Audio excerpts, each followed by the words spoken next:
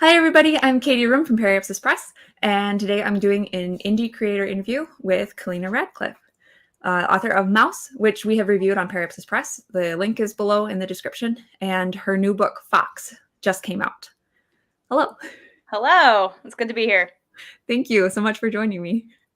Could you just share a little bit about where Mouse and by extension Fox, where this story came from, how you started writing it, that kind of stuff?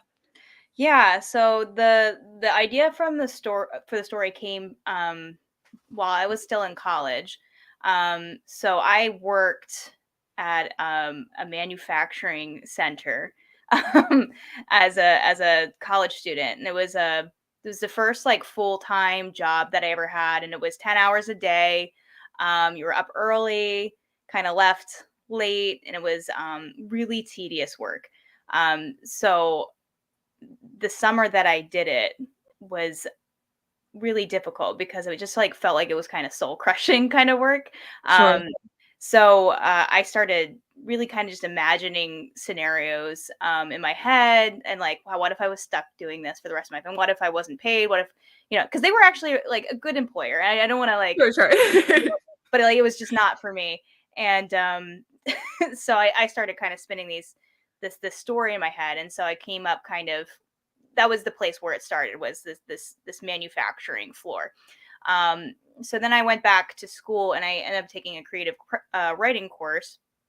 And at the time, we was kind of trained to really write only literary fiction. So a lot of the stuff that we were modeling was, your typical, you know, college Yeah. level. Yeah.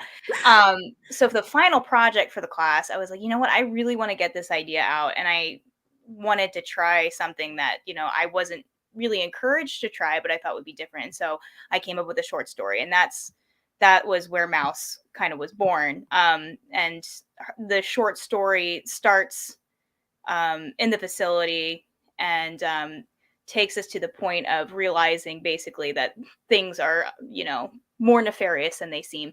And when I wrote it, I realized this is not a short story. This is a novel. This is a world, and so I built out from there. Awesome. Can you tell a bit more about the world? Because you have a really unique blend of fantasy and then future tech. Right. Yeah. So I kind of started. Well, where we start in Mouse is you have this very bleak, very kind of industrial place, um, but the wider world is actually a lot richer. And so she's in a prison facility. So obviously it's going to look a lot bleaker. But Right. one of the main features of the world is that the sun is not visible. There is a constant cloud cover, and there's not really an explanation why. So we get into the wider world and we see that it's this big continent with multiple cultures. And Mouse is discovering that in the first book. And then when we get to the second book, we get to see more of the world. We get to see kind of how it got to the point where it was and some of the other cultural factors that come into that. And this is all on the journey to Elmnas. So there's multiple countries in between, Elmnas and the Yeah. place where they start. So Um,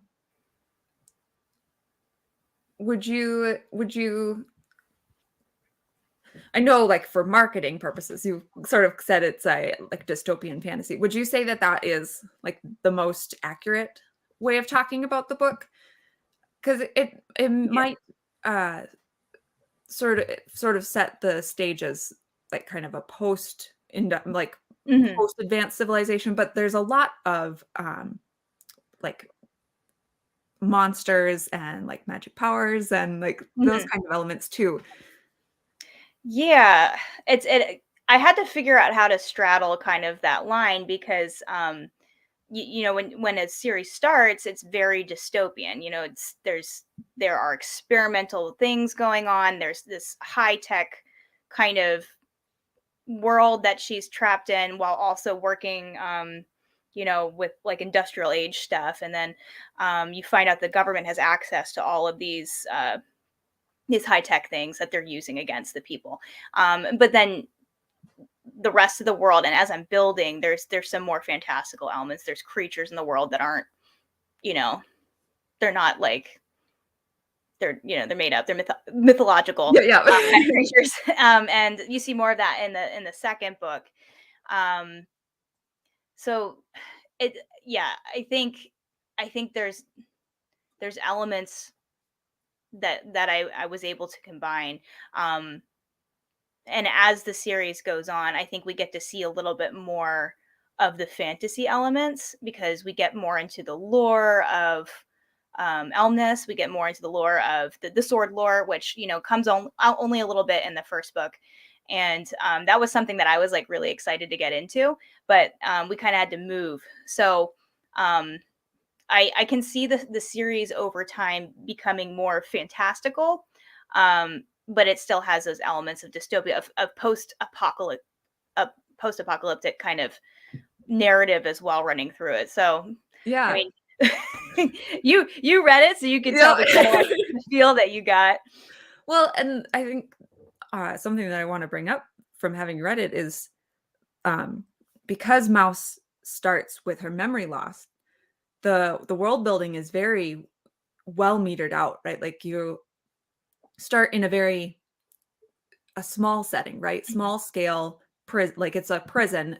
It's not like a small prison, but it's mhm. like contained, right? Yeah. So you get sort of exposed to this aspect of the world, and then uh, you're learning with her. Mhm. But there's not like info dumps about the grand scheme of Right. things, right? And that's a really, as an author, that's a really hard thing to not do, to be like, "Let me tell you everything I know, and you're gonna find out." Yeah. And so, yeah, we had to kinda start from this perspective. Obviously, she didn't have her memory.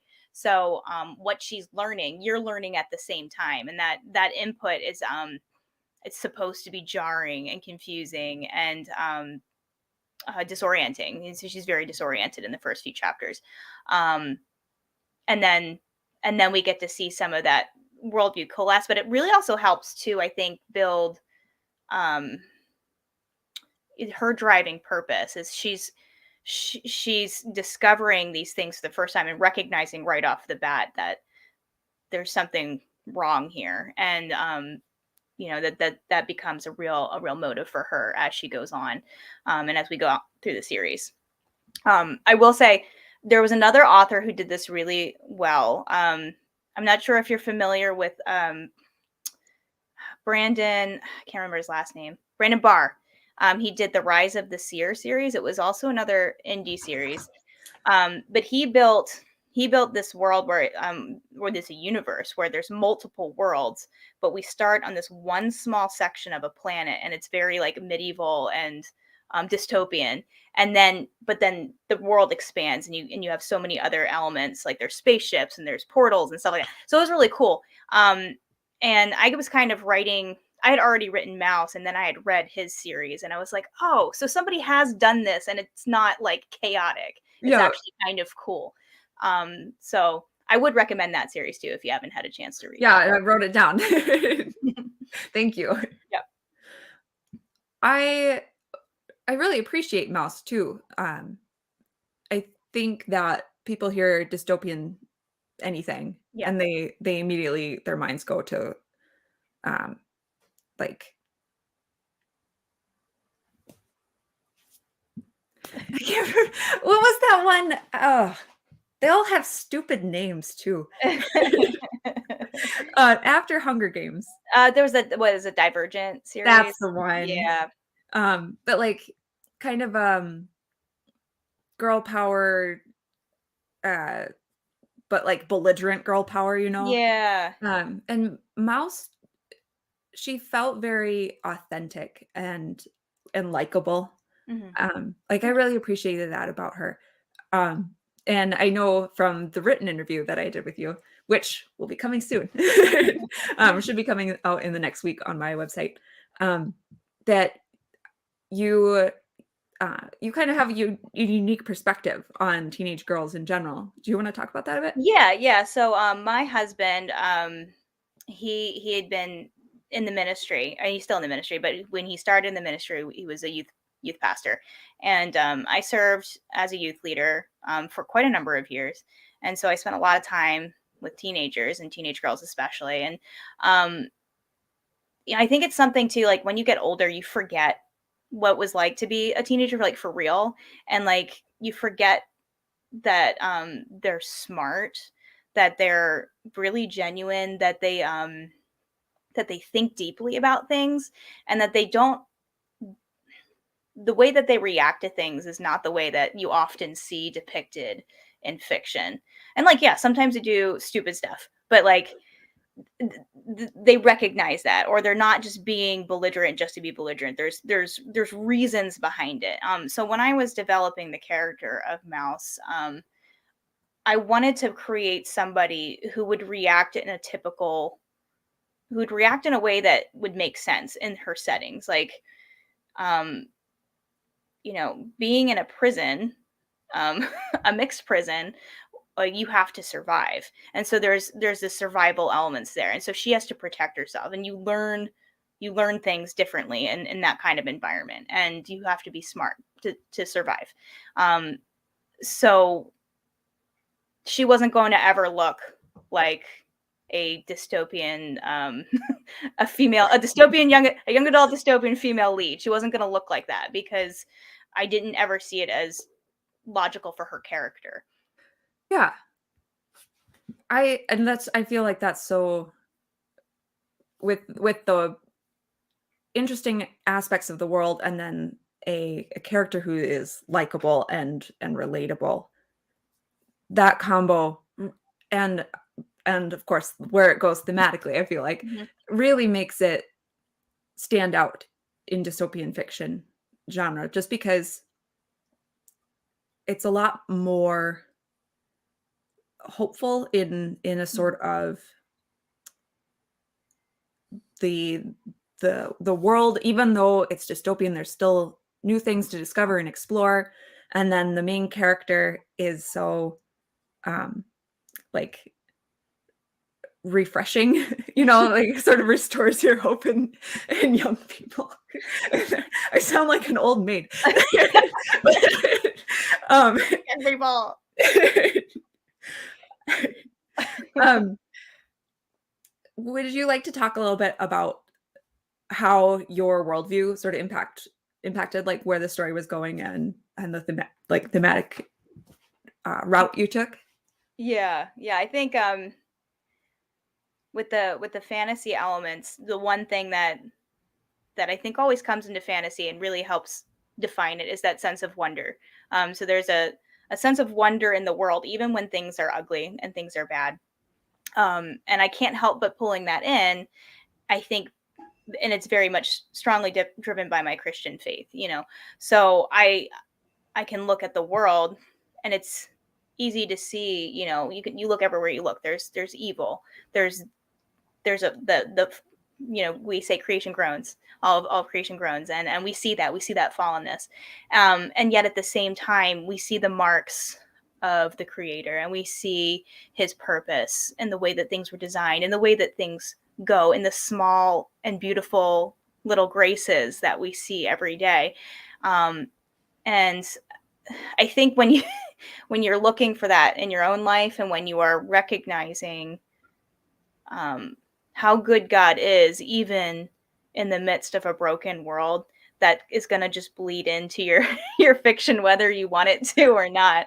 And so, yeah, I've seen that too as I'm writing, because it's you can write about the dark stuff, and you can write about how ugly things can get, but then where do you look and you see the light, and that's kind of what I just tried to capture. And I think that probably is what doesn't make it feel very dystopian sometimes, because a lot of dystopian is so bleak, and so nihilistic. We talk about it a little bit in our interview, when we look at human nature and all we see is the worst of it, and that there's a reality to that, but then there's the other side of where is the beauty and the reflection of the creator, and we see that too. We should see that. Yeah. Yeah, so Would you point to any like stories that you think like influenced you, like growing up or in writing the Elmnas Chronicles, like that have that sort of like picture of the good creator that you're talking about? Yeah, so I grew up on the Chronicles of Narnia, like a lot of us young weird Christian kids, who love fantasy. So that was a really influential in my life because C.S. Lewis showed me that you could be a Christian and also be very creative, imaginative, and you could, in some ways explain the world um in simply, or in fiction, that you can't do it in the same way. um so I will credit C.S. Lewis with a lot of my inspiration. The other author, actually, who came along a little bit later in life, it was Flannery O'Connor. If you're not familiar with her, she was a writer during the 50s in the South. She was responsible kind of for creating the Southern Gothic writing style, and a lot of her stories. So she's Catholic, and she wrote from a Catholic perspective, but kind of also dealt with this Calvinistic Southern world that she lived in. And she always wrote things. She wrote a lot of horror, like there was like the Southern Gothic style. But in her stories, there's always this point of catharsis, and the catharsis comes through a lot of times a violent form of redemption. And it's just, her writing always struck me because she was able to take like mundane events or like tragic events and point to God through it, through her characters. Um, so she was also another influence on me because of that, the catharsis. And I think the authors who can capture a point of catharsis, they're the ones that stick with you. So that was inspired by that. Read a lot of Tolkien too as a college student, and I was super in love with just the way that he could paint a picture. Sometimes maybe a little bit too much, but It's a very, very detailed picture. maybe I didn't read, all of the song about Boromir. We may have flipped through the pages, but he was another. Obviously, a lot of people would point to Tolkien, but so those are my big three. Very nice. I wanted to ask you about something that you said in the written interview, which again, coming this week. You mentioned that sort of working in a dystopian world within a totalitarian, authoritarian government, you have a political situation, but you saw the story as having more like eschatological, I don't know, meanings or something to say about that. Could you than it did about politics? Could you expand on that a little bit? Yeah, sure.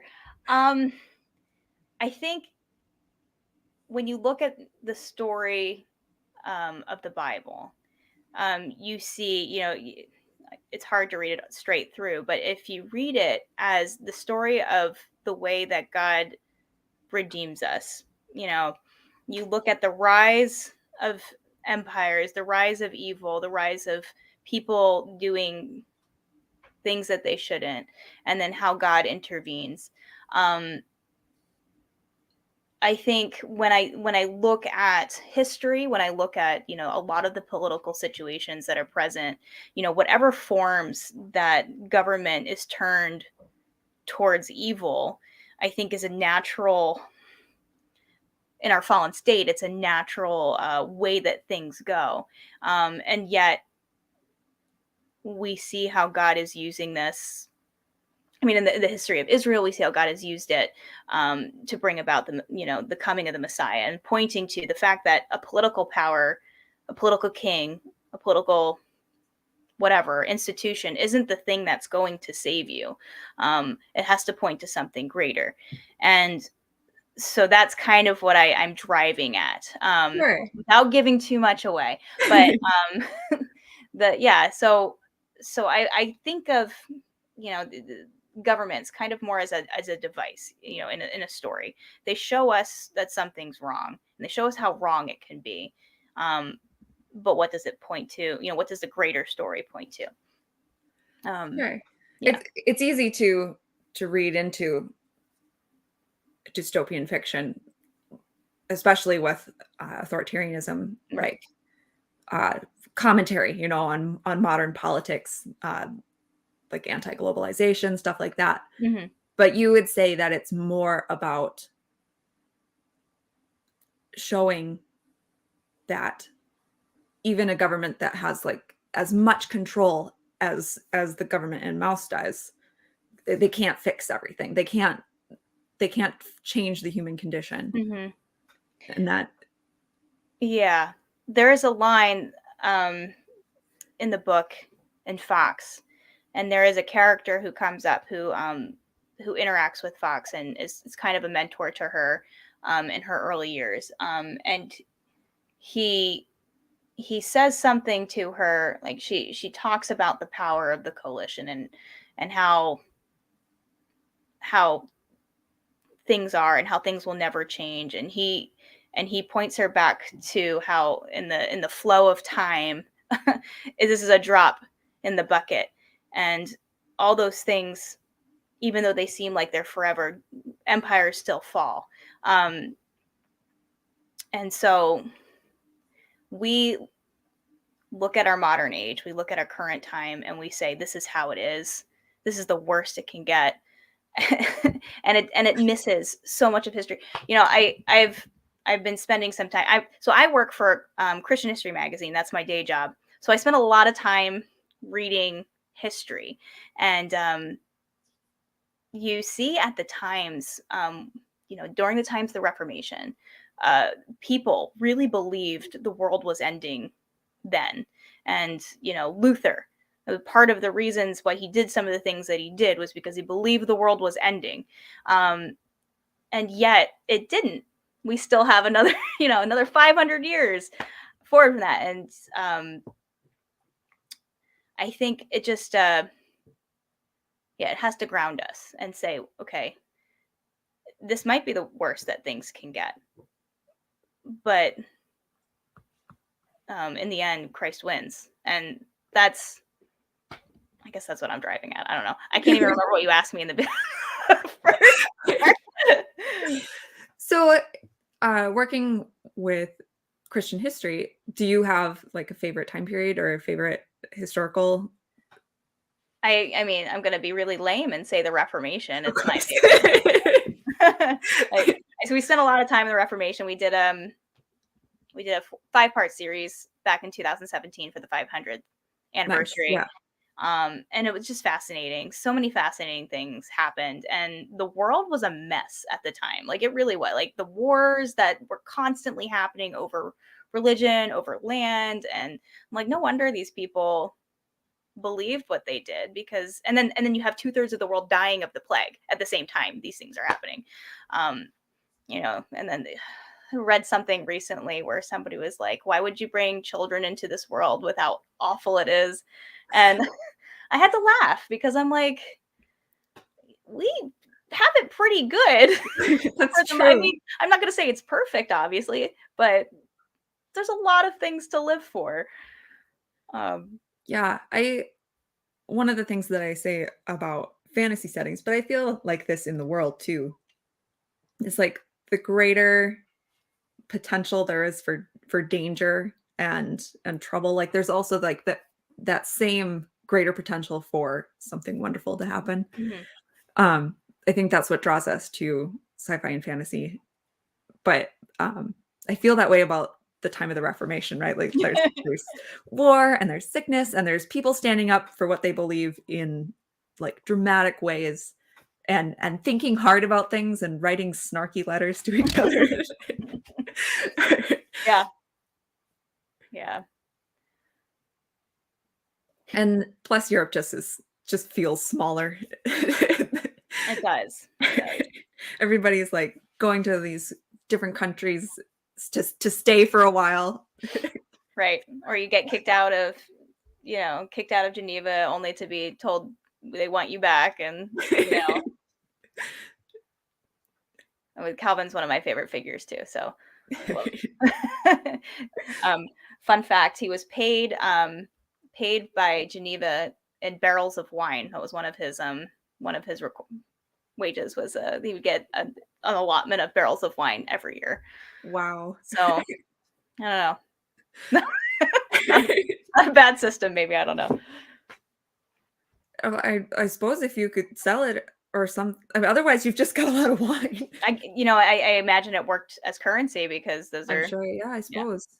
Well, and in Europe, probably it goes as good as water, like, 'cause Right.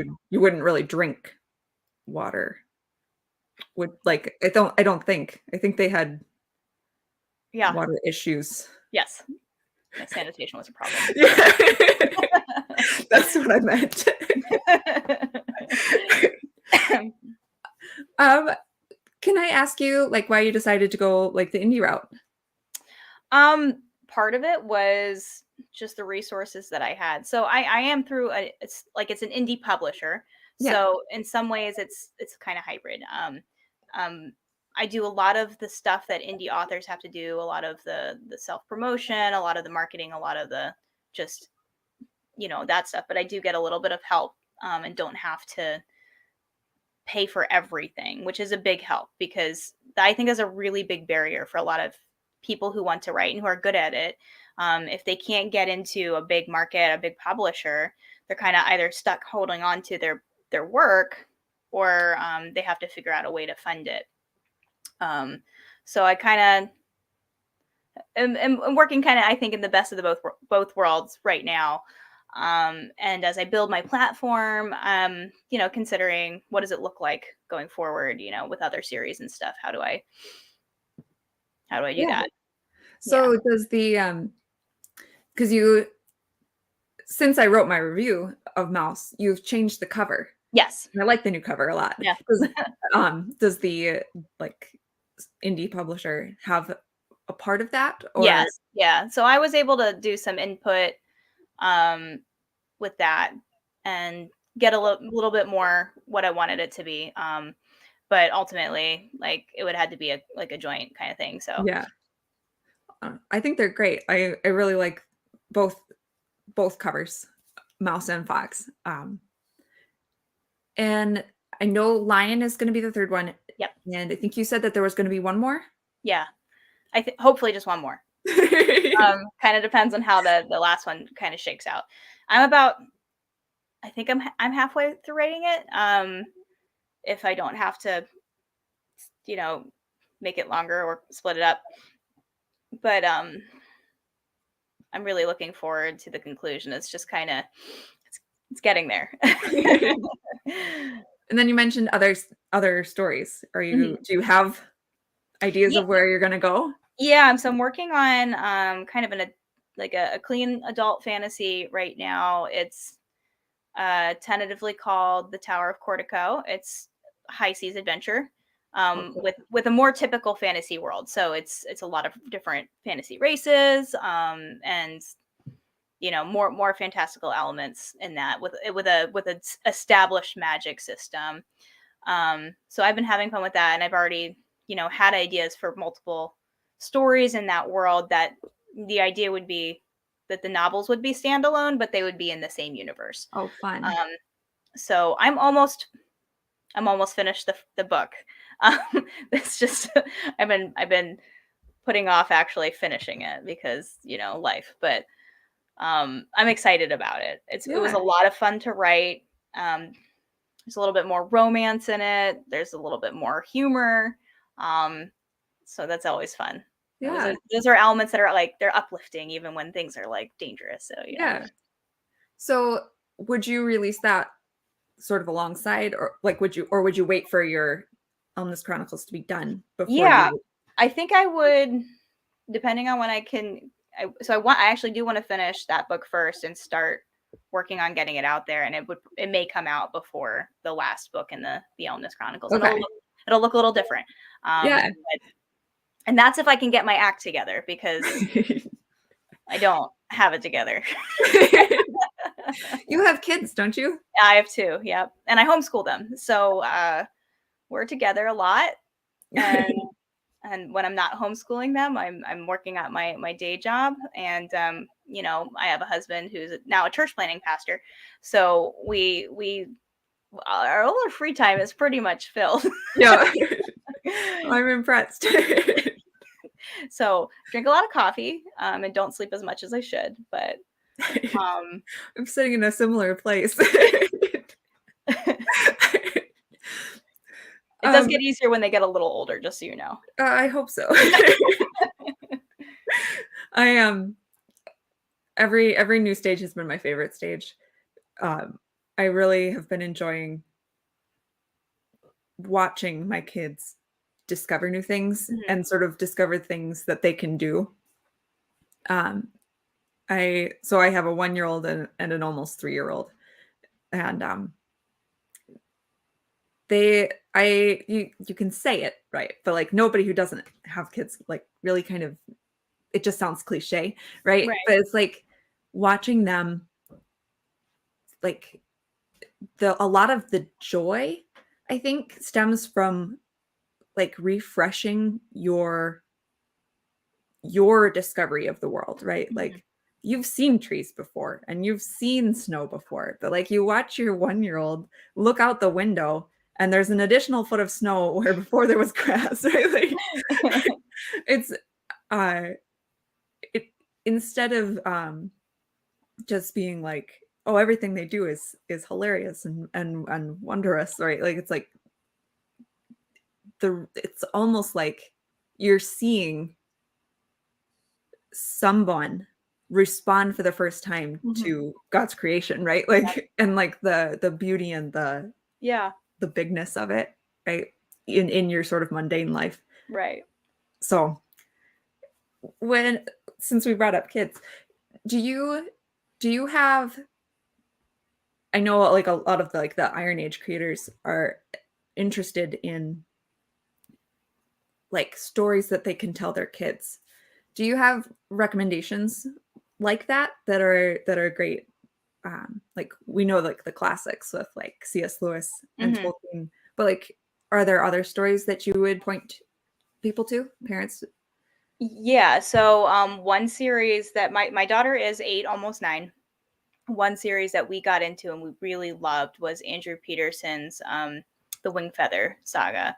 Mm. I know it's not indie, but, he really writes beautifully about, um, he takes a fantasy world and, like, says a lot about God in it, and I think that it's there were times I would read it aloud to her at times 'cause she asked me to read it aloud to her, and, I'd start crying. I like that thing. It's just so that's one. Um, she was also this it's just fun, but, Princess in Black series was another one that she really liked. It's just cute, and it's Yeah. fine, you know? So, I don't know what, we're kind of a wide range of stuff here. I'd also recommend for your older kids Redwall series. Oh Uh, yeah. yeah, so that was one that I really loved, and I read it actually mostly through middle school because that's when I discovered it, and it's maybe the age range is more it's middle grade, but that was a great series, um, and tells you positive things about the world and about good and evil. I think that's another thing. Like we see a lot of very strong definitions of good and evil in that series, and I think that's important for Yeah. kids. Um, kids' books are a little bit insulated, but recently we went to Barnes and Noble and we were in an aisle that sort of divided sections, you know. I think we were looking at the sci-fi fantasy and the YA was like behind us. Yeah. And it was like the covers were just so uh self-focused, if Mhm. that makes sense. Mhm. Um sort of like you can't really imagine anything happening in like in the world. Mhm. Um because the covers are all characters, they're all without being undiplomatic. They're diverse in sexual orientation, Mhm. and Right. um, you can't really picture like a larger world that says something about adventure or good and evil, or and that's kind of sad to me, because I feel like the stories that we're telling our children and our young people are obsessed with like internal psychologizing of ourselves, and I think that's sad because there's so much like bigger, Yeah. more interesting things to talk about, Right. especially when it comes to adventure. Right. Um, Right. what like and like I just want to turn this back to you. Like, what would you say is like the biggest part of Mouse, like a scene or like later in the series too, not just in Mouse, Mhm. that sort of would deliver that sense of adventure, like good versus evil sort of. um am I communicating what I'm asking? Mhm. Like, I'm running out of how to say this. Yeah, there are a couple of moments in all of the books that I've written so far that take a really, a bleak circumstance, a hopeless circumstance, and there is something or someone that that or a force, or I say, and we'll say that the force, As but Tolkien would say, luck. right, right, that allows the heroes to continue their journey. So the climactic point of Mouse, when they're on the river and they're about to drown, and Mouse experiences a vision without giving too much away. I Right. mean, but there's a sense of peace and understanding in that moment, and then that I think kind of encapsulates a lot of the series, is that there's a lot of things we don't understand why they're happening, and it seems very dark and it seems hopeless, and then someone intervenes. There's a moment like that in Fox. There's a couple moments like that in Fox. We see it with what I do in Fox is kind of a dual point of view. So we get a lot from Fox, but we also hear, we continue to follow the journey of Mouse, and we see um, two climactic moments for both of them that kind of change the trajectory of their lives. Um, and a lot of that, there's something that happens that they can't quite put a finger on or understand, but they recognize that it wasn't from within themselves. And so I really enjoyed writing those parts. Yeah. And hopefully when you read them, or when the audience reads them, they'll be able to recognize those scenes. I'm trying not to say too much because I don't, Right. they're They at come that late in the point where it's story. kind of but yeah, there it Well, is. maybe one a little earlier in Mouse would be her experience with the wolves, a sort Right. of on a smaller scale. Yeah. She, and these are giant wolves. They're not just your regular No, wolves, not your which are run of the already mill. rather large. They're monster wolves. Yes, no, I forgot. I'm sorry. It's because I'm like everything's running together. But Yeah, yes, in the yeah. beginning, yeah, and when she experiences that moment where she's like, "This is it," and then the hint of the dawn, comes over the horizon, and everything changes. Um, yeah, Yeah, sprinkling those things in, the little bit of hope. That's what yeah. we need.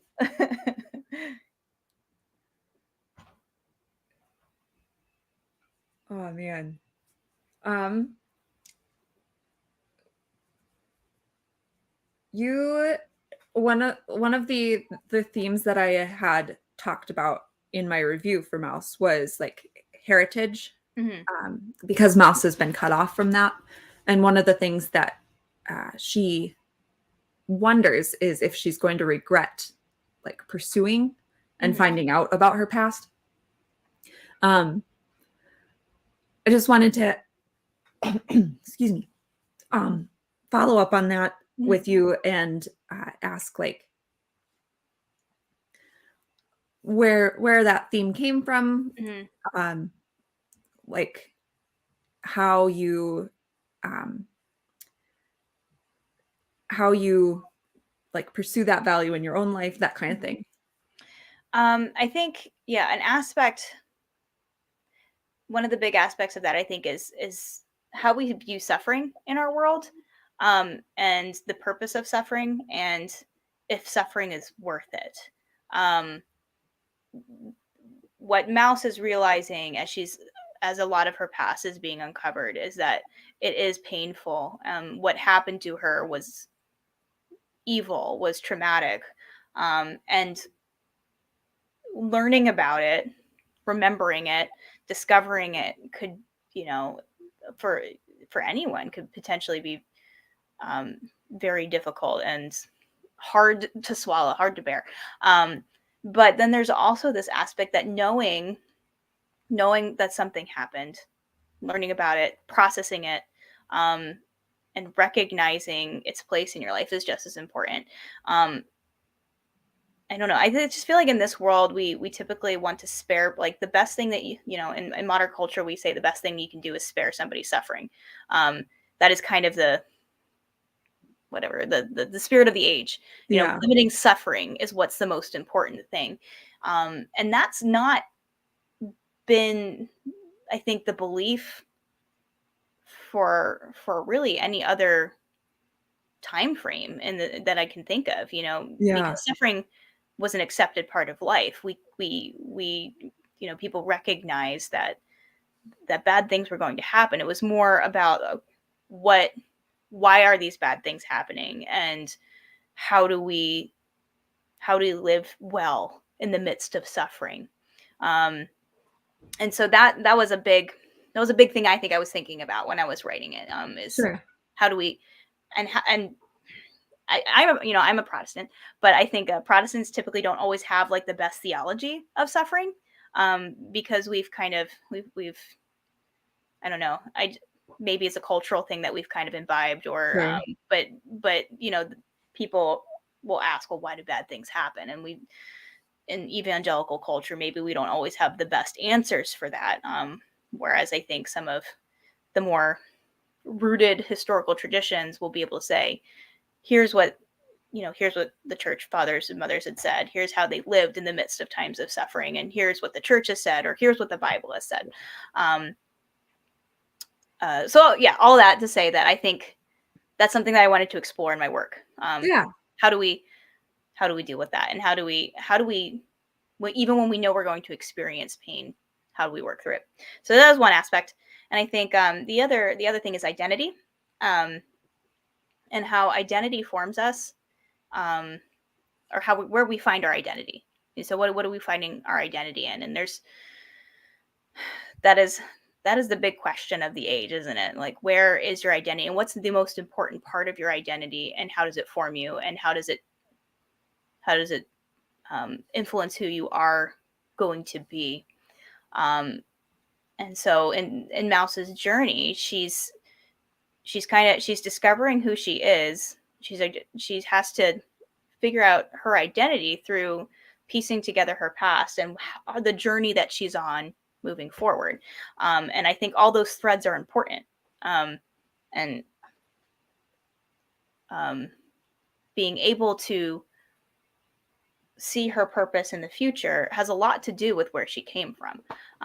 So that was another thread that I wanted to pull out. And yeah, you seemed really interested in that. So I'd like to yeah. hear kind of your thoughts. I really appreciated the the emphasis that, well, like because of the way Mouse decides to think about it, it framed her journey as um, positive. It's a good thing Mhm. that she is seeking not just what happened to her immediately, but what happened to her people, and that there was value in that sort of inherited like stories, Yeah. of your own people, when I think a lot of our modern culture is saying things like, you don't need that, Hmm. um, that you should sort of cut off Right. family members that don't agree with you about X, Y, or Z, and or should um, sort of adopt the stories of um, sort of an approved Hmm. politically story of your people. So I thought it was refreshing to have someone writing about a young person who finding her identity was linked with finding her Right. And heritage. she wasn't just jettisoning that. Yeah. Yeah. Yes, yep. And it wasn't just about her. Like YA deals with identity, Right. uh, because that's what the audience is dealing with, right? Right. So it is definitely a theme that belongs, Right. but so often the answer that the genre presents is sort of an individualistic, Hmm. um, rebellious sort of, uh, be yourself in a way that is, don't don't keep anything. Yeah. Yeah. um, if that makes sense. So Right. I No. Yeah, it does. I was really pleased by that. Good. I'm glad. Yeah. Thank you. um,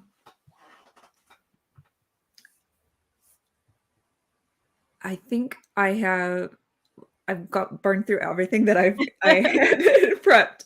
Um, is there anything that you would like to make sure your audience, like you, what would you like your audience to take away from the Elmnas Chronicles in general, or Fox and Yeah. Mouse like in particular?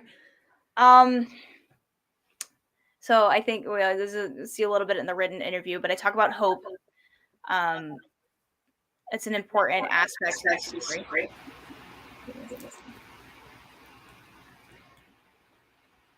That me? That's I me. don't know. Okay. Turn it down a little. Is that better? Yeah, I think so. Right. Yeah. So hope is an important theme for me. And seeing how, even when the journey looks chaotic or we don't understand why things are happening the way that they are, there's a path and there's a reason for it. So that is one of the things I'd like readers to follow. I'd also like them to just really enjoy the adventure.